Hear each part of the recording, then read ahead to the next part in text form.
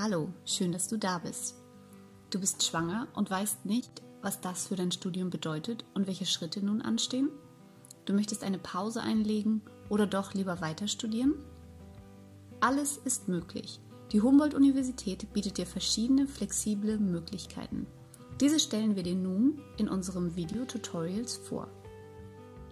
Zunächst aber möchten wir dir alles zum Mutterschutz im Studium erklären.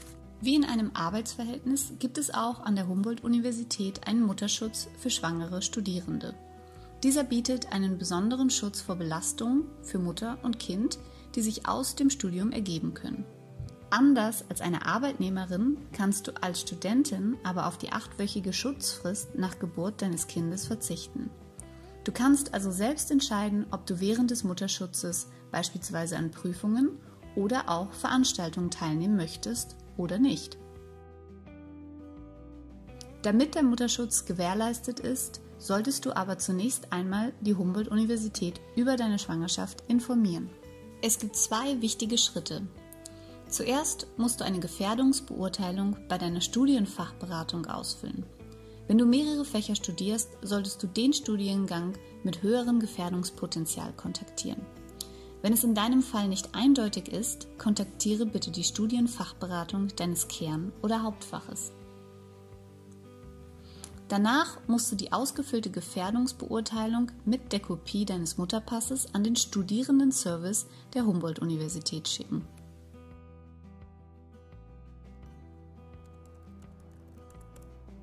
Guten Tag, ich freue mich, dass wir uns hier sehen und dass Sie zu mir gekommen sind. Mein Name ist Anne Mihan, ich bin die Studienfachberaterin für den Master of Education in Englisch und wir führen jetzt zusammen ein Gespräch über potenzielle Gefährdungen, die auf Sie zukommen könnten im Rahmen Ihres weiteren Studiums. Dafür füllen wir zusammen einen Beurteilungsbogen aus, einen Gefährdungsbeurteilungsbogen. Sie finden diesen Bogen auf den Seiten des Studierendenservice. Die Bedeutung dieser Gefährdungsbeurteilung ist also, dass wir abschätzen können, welche potenziell gefährdenden Studienteile auf Sie zukommen, die eine Gefährdung darstellen können für Sie als schwangere Person, aber auch für das ungeborene Kind. Und als Beispiel könnte man das Fach Chemie anführen. Wenn Sie Chemiestudentin wären, werden Sie mit Laborpraktika zu tun haben, die potenziell gefährlich sein könnten wegen der Dämpfe, die da entstehen oder der Stoffe, mit denen Sie hantieren. Oder wenn Sie Sportstudentin sind, haben Sie es vielleicht mit Sportkursen zu tun, die körperlich sehr anstrengend sind. Oder wenn Sie Lehramtsstudentin sind, müssen Sie im Masterstudiengang ein halbjähriges Praxissemester absolvieren, wo Sie sehr viel mit Kindern und Jugendlichen zu tun haben. Das wird auch als Gefährdung, als potenzielle Gefährdung angesehen. Wir schauen uns das zusammen an und kreuzen jeweils an, ob eine Gefährdung wahrscheinlich vorliegt oder nicht. Wenn wir damit durch sind, geben Sie diesen Beurteilungsbogen bitte beim Studierendenservice ab, zusammen mit einer Kopie Ihres Mutterpasses. Die sensiblen Daten können Sie übrigens schwärzen.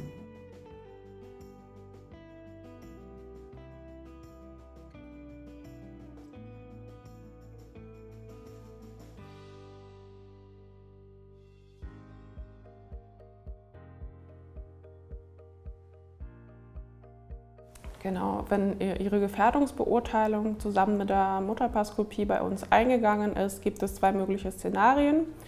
Wenn keine Gefährdungen bestehen, dann wird Ihre Schwangerschaft direkt an das LAGECI Berlin gemeldet. Wenn Gefährdungen doch nicht auszuschließen sind, leiten wir die Gefährdungsbeurteilung zu der Betriebsärztin weiter, die uns noch eine Zweitbeurteilung zukommen lässt. Und mit dieser Zweitbeurteilung melden wir Ihre Schwangerschaft dann an das LAGECI Berlin. Und die Betriebsärztin wird dann gegebenenfalls noch einmal Kontakt mit Ihnen aufnehmen und zum Beispiel einen Gesprächstermin anbieten.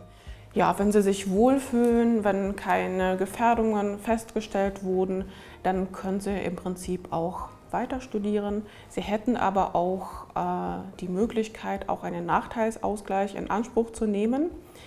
Da gibt es aber keinen Automatismus, da müssten Sie diesen an der Fakultät beantragen. Wenn Sie zum Beispiel eine Fristverlängerung beantragen möchten oder wenn die Form der Prüfung geändert werden sollte, dann könnten Sie dies beim Prüfungsausschuss an der Fakultät beantragen. Die Anträge laufen in der Regel dann über die Prüfungsbüros.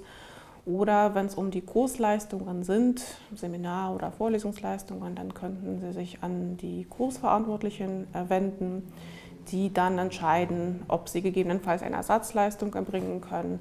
Und ja, die Fakultät entscheidet in beiden Fällen im Prinzip, ob Ihrem Antrag auf Nachteilsausgleich stattgegeben werden kann. Ja, ich wünsche Ihnen auf jeden Fall alles Gute für Ihr Studium und ja, bei Fragen stehe ich immer gern zu Ihrer Verfügung.